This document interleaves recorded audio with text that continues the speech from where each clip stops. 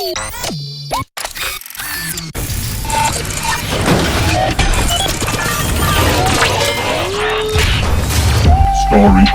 rumblings.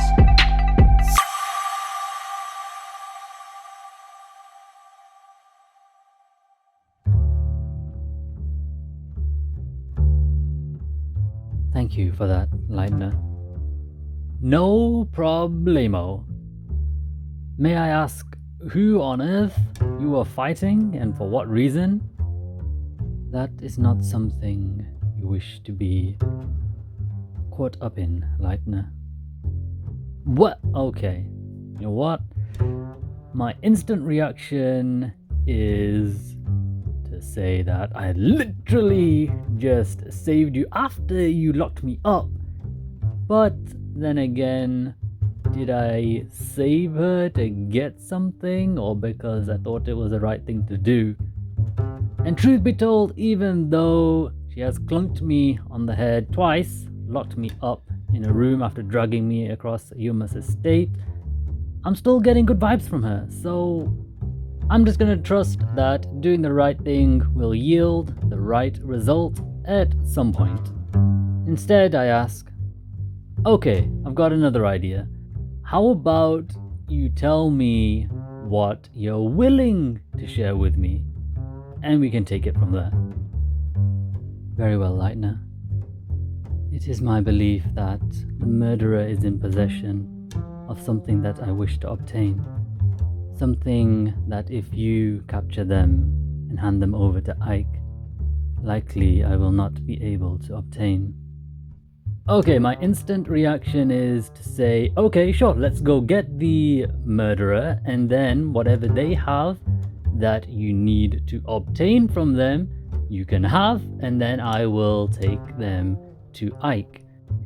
However, learning from previous experiences, meaning about a day ago, I'm going to allow myself some time to think and to ponder over this new development, and then I shall respond. Swordfish, if I may take a couple of moments to consider the current situation and get right back to you. Of course, Lightner. Take the time you need.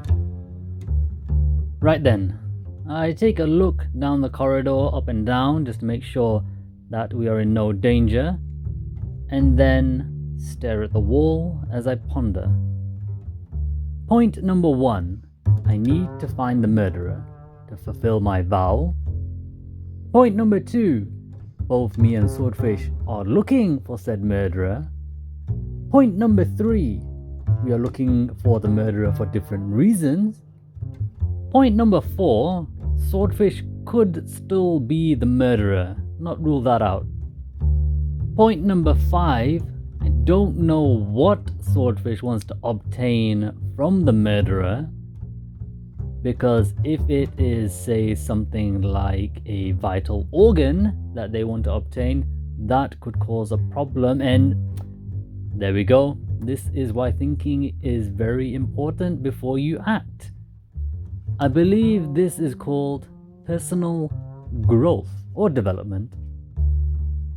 After a little more pondering and a lot more points, I turn to Swordfish and say, we could go after this murderer separately as individuals, and either one of us is likely to not achieve our goal.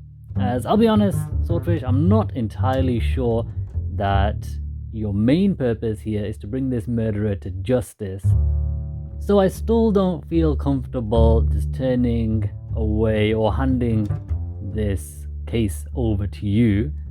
Now, if I end up finding the murderer first, then you potentially don't get to obtain whatever you want to obtain from the murderer's person.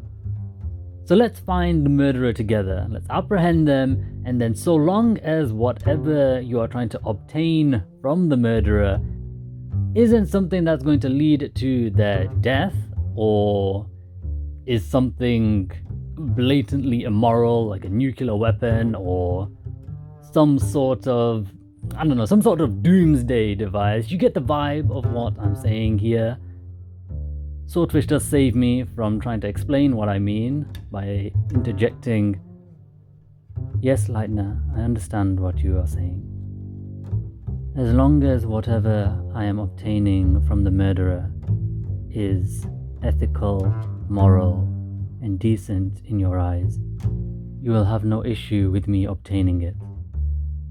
Pretty much that was a really good summary. Why can't I speak more concisely like that? So we've got a deal then. I hold out my hand. Swordfish looks at me for a moment and then clasps my hand. We have an accord, Lightner.